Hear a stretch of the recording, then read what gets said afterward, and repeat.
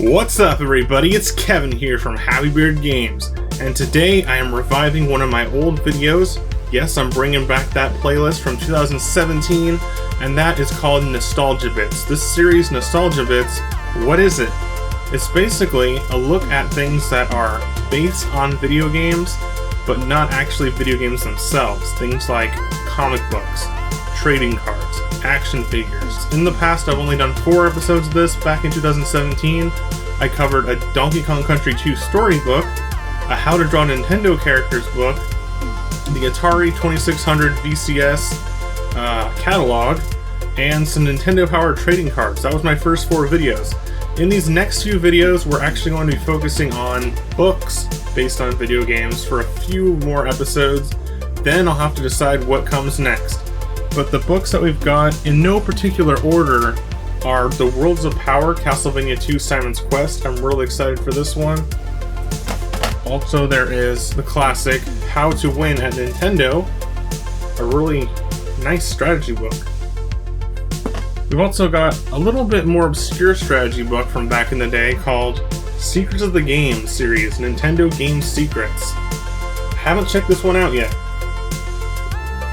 And that brings us to today's video, which will be focused on a book that's a little bit shorter than I expected, and it's not so much a book, it's almost more like a magazine really, and that is the consumer guide, the winner's guide to Nintendo.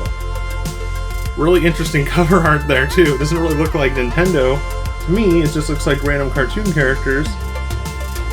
But we'll check this out today on Happy Beard Games' Nostalgia Bits. Let's jump into this book.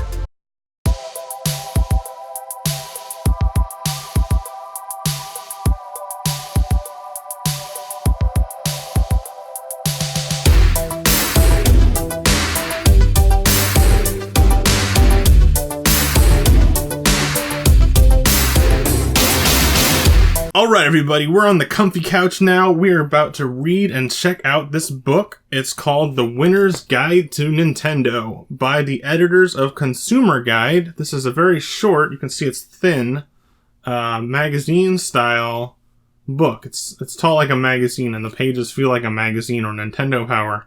And it kind of has that feel of Nintendo Power when you're looking through it, though not entirely. And we'll see that as we check this out. If you're familiar with Nintendo Power like I am, you might be able to spot some of the differences or what this is missing compared to something like Nintendo Power. And I'm not sure if there's actually more than one of these books. I actually got this recently on an order from eBay of a few different books. And when I was picking them out, I was just looking for some obscure video game books, retro video game books. And this was one that sparked my interest just because look at the cover. Look at that. You can probably see it better than I can now, but it's just wacky. It's like random cartoon animals surfing. I don't know if that has to do with any of the games in this. I'm assuming it doesn't. It doesn't remind me of any video game that I can think of. But it's a really interesting cover art. Really interesting choice there. Consumer Guide. And let's check out the back because there's actually some information on the back of the book too. It tells you a list of all the games that are covered within this book. And there's actually a lot of games, so that means that since it's a short book on the page count, there's not going to be too much coverage for each game. The games include Super Nintendo and Game Boy games, just to remind you. The sizzling action of Super Nintendo is here with hot tips and winner's strategies for 4 new mega games. These are the 4 Super Nintendo games they covered. Super Mario World, Castlevania 4, F-Zero, and Gradius 3. Solid choices, and F-Zero and Mario World were 2 of the very first Super Nintendo games. Play like a pro when you play the newest, hottest NES games. This book is packed with full-color photos of actual game screens, secret codes, and insider information for Star Trek, Where in Time is Carmen Sandiego, Battletoads, Shatterhand, Barbie, Pirates, Crazy Land, Tom and Jerry, Daydreamin' Davy, Bill and Ted's Excellent Video Game Adventure, King's Quest V, Micro Machines, plus action playing tips for these Game Boy blockbusters, Bart Simpson's Escape from Camp Deadly, Castlevania 2 Belmont's Revenge, Choplifter 2, Mega Man and Dr. Wily's Revenge, Who Framed Roger Rabbit, and World Circuit Series. Get the power, be a winner.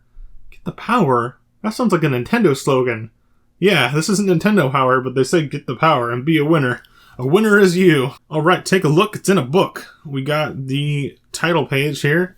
Not too much information there, but I do want to check when was this book published. 1991, and that sounds about right for covering some early Super Nintendo games. So 1991 is when this book was released. Now let's start out with one of the most iconic games in here, and that is Super Mario World. I believe it's the only Mario game on this list, though there is more than one Castlevania game. So it gives you a brief description of the game. Mario and Luigi are back, Princess Toadstool has been kidnapped again, and Bowser is behaving worse than ever. It gives you some minor details like the start of the game. You go to Yoshi's house to read the mail before you start the adventure. You get a little bit of backstory on Yoshi, the new character from the game. Remember, Yoshi was new at the time, and he was kind of a big deal for Nintendo. They really pushed the Yoshi character. This is like sparking my imagination and nostalgia just by looking at, for some reason, looking at Super Mario World in a magazine. It makes me want to talk about the game more. There's a hot tip. When Mario is riding on Yoshi, he is much less vulnerable to injury than when he is on his own. On Yoshi, he can survive direct hits from many enemies, including Bonsai Bills. Then you go on, it kind of gives you some basics for the first world of Yoshi's Island on Super Mario World. And it shows like the P-switch station, how to climb on those metal gratings and fences in the castles. Talks to you about one-up rooms that are hidden. Shows some hints for finding the keyholes. If you know what I'm talking about and you've played Super Mario World, you know all about the keyholes. It's a key part of the game. You know, it's been so long since I played a co-op adventure of Super Mario World that I almost forgot about this hot tip that's listed in this book. It says, hot tip. To get 9 lives, transfer extra lives from Mario and Luigi at the map screen of the game. Press L or R on the controller to display a special screen where you can transfer lives from one to another. That's actually pretty cool because I remember that in the game being a key part of helping your friends survive, and you can continue the adventure with both Mario and Luigi in Super Mario World. And with that, we're already on to page 8, which is Super Castlevania 4. Now, okay guys, Super Castlevania 4 is my favorite game of all time. Yes, all time. Not just Super Nintendo, not just a retro game or whatever, but this was one of my first games as a kid. It's always been iconic to me and stuck with me as my favorite game, and I was playing it last week. I mean, I play it on every time it gets a re-release or a virtual console or something. I love Castlevania 4, and I've been recently checking out the Super Famicom version of Castlevania 4, which is awesome. It has some differences from the North American version. And so there is a little article on Castlevania 4. I call them articles, but they're kind of like an article in Nintendo Power, but I guess they're supposed to be like chapters in a book. I don't know. When I bought this, I didn't know it was going to be a magazine. I guess I didn't look at the page count when I ordered it. And I couldn't find any images of it online either. So this is kind of an obscure book, guys. If you remember this book, let me know, because I could not find hardly any information on this book. Lots of stuff about Castlevania 4. Even though this book's not really saying that much, it's just saying some basics about the beginnings of the games, it seems like. It's just nice to look at it in a book. But it's not like Nintendo Power where they cover most of the game or the whole game as a strategy guide. This only goes up to like the 3rd level, which is the water level, where you fight that 2-headed dragon at the end. In fact, they don't even show the boss fight of level 3. The next game in here is Gradius 3, and we're going to start skimming through these a little bit faster now, through the Super Nintendo ones. I actually don't have the game Gradius 3, and I haven't played it yet.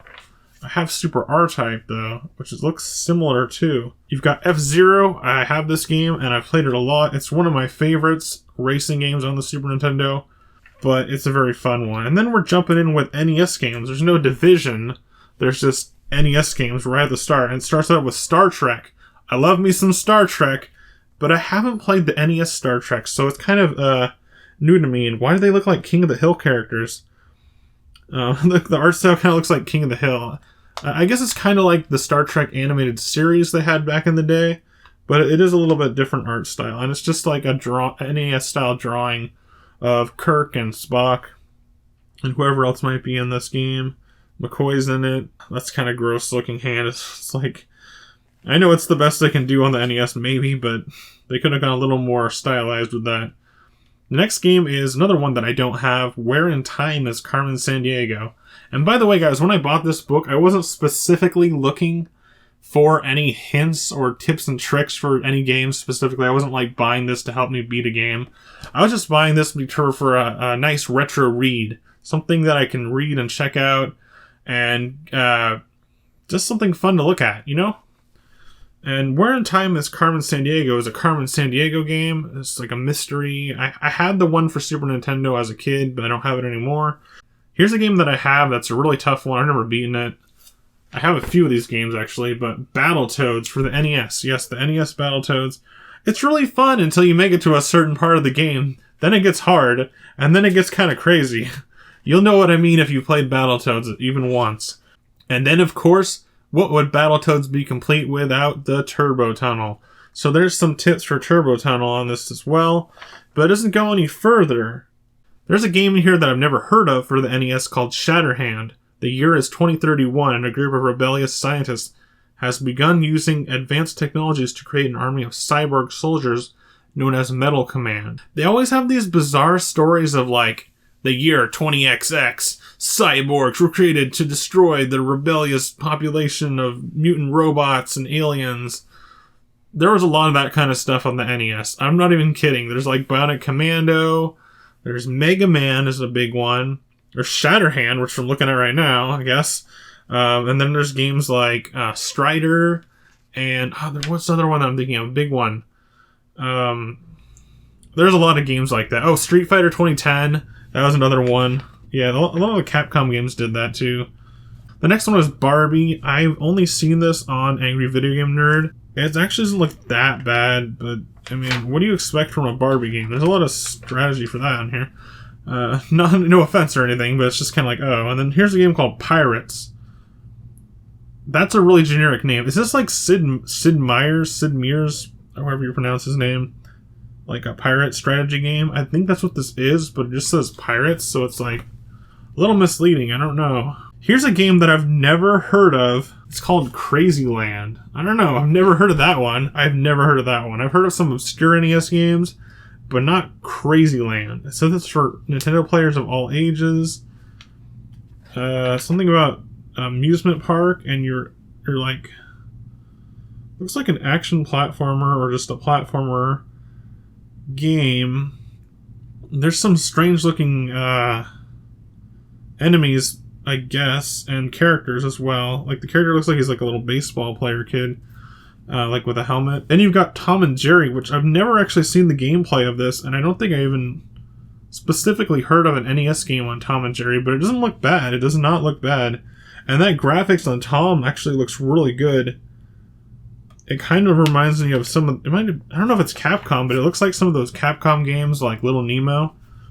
It kind of has that kind of really detailed graphics. I know this book came out in 1991, so it's really late in the NES lifespan. So it might have been a later release for that. And oh no. This one, AVGN fans, once again, will be familiar with. Daydream and Davy. And this is a really weird game. Not just because, like, AVGN covered it, but it has a really weird story. Like, it's a kid in class, and he's going through different daydreams, and you play their dreams, essentially, and one's, like, medieval, one's a western shootout, and there's different things you have to solve in it. I have not played it myself. Bill and Ted's Excellent Video Game Adventure. I love how they titled it like that, and not just the same title as the movie. It's not that great of a game, but it might be worth checking out if you really like Bill and Ted. Whoa! And then you've got King's Quest V for the NES. King's Quest is a long-running series. And we've got Micro Machines. I've heard this game was pretty good. I see it a lot. I think it has a gold cart, and sometimes it's in a multi-cart, I think. I could be wrong about that. Micro Machines for the NES. There's also Bart Simpson's Escape from Camp Deadly, which I believe is a Game Boy game. That's where the Game Boy games start. I kind of like this Bart Simpson game's art style because it looks like the really early Simpsons art style. Like 1989, if it was on then. Like 1990, really early Simpsons art style where Bart kind of looked... he had a different look to him than he does now, and he evolved through the years, so it's pretty cool. Oh, okay, so they have really short one-page articles on the Game Boy games, which makes sense. They're handheld, they're a little shorter and simplified. So we've got Castlevania 2 Belmont's Revenge, which I still haven't checked out. I played Castlevania The Adventure for Game Boy, but I haven't checked out this, which is the second Castlevania game for the Game Boy. Not to be confused with Simon's Quest. It looks like this is more along the lines of a classic Castlevania, not so much of a RPG style like Simon's Quest was. Alright, now we've got Choplifter 2, a helicopter landing or pickup simulator. Never heard of that. And then we've got Mega Man and Dr. Wily's Revenge. And I think this is the one I played. Yeah, this is the one I played. I don't have it on the actual Game Boy, but I played it on the 3DS Virtual Console. One of the first games I got on the 3DS Virtual Console. And it's tough. I've only been able to beat Cutman and I think Electman, which is the electricity robot master in that game. And I'm not the best at Mega Man. I've admitted that before. But this one seems significantly harder than most of the NES games. And it was weird because there's only 4 robot masters, but the levels seemed either longer or much more difficult. So they like packed it together, like combined 2 robot masters essentially and increased the difficulty to make it 4. It's kind of weird. They probably did it to save the space on the Game Boy cart. Then we've got the Game Boy version of Who Framed Roger Rabbit, which was also on the NES. I haven't played that, but I love the movie. I've even got the movie on Laserdisc, but I need to rebuy it on Blu-ray. It's great. I highly recommend the movie. Don't know much about the game. The final game in this book is World Circuit Series, which is a Konami game. I can actually tell that because it says Konami in one of the screenshots. And we've got it as a racing game. Looks like a F1. Now, the weird thing is, it just ends. It's just the end of the book. So there is no conclusion. There's no introduction either. Like, there's just the table of contents, the back, the front cover, the title page, and all those pages that I showed you. Pretty much the entire book. That is the entire book. There's nothing, no article, no opinions, nothing like that, no about the author. I kind of want to know more. And now that we're done reading the book, I still want to know what's up with this art style on the cover. There's no credited artists, as far as I can tell. And they just look like obscure cartoon characters or knockoffs. And it's like a bug, a bigger bug, a starfish, a fish, and a dog surfboarding on like a spiral wave kind of thing. It has nothing to do with any of the games in here. I don't know what it has to do with Nintendo, but you would think they would at least include something that looks like a video game controller or something like that. But it's just the weirdest cover art. It's not bad, it's just kind of different. It's not really representative of what's in the book. And that was it for my look at the consumer guide, the Winner's Guide to Nintendo book. A really short, almost Nintendo Power style, magazine style book that covers NES, Super Nintendo, and Game Boy games in short, little, strategic, helpful sections of this book. And I hope you enjoyed looking through this book with me today. It was kind of interesting. There were some things that I didn't expect with this, and I wasn't really sure what I was getting into when I bought this recently. But it's an alright book, and it's something cool to have. Alright guys, thanks for watching. Stay tuned to Happy Bird Games for more classic gaming goodness. Please be sure to leave a like on this video, leave a comment, let me know what you think, subscribe to Happy Bird Games for more classic gaming goodness, and I'll see you next time on Happy Bird Games. Bye!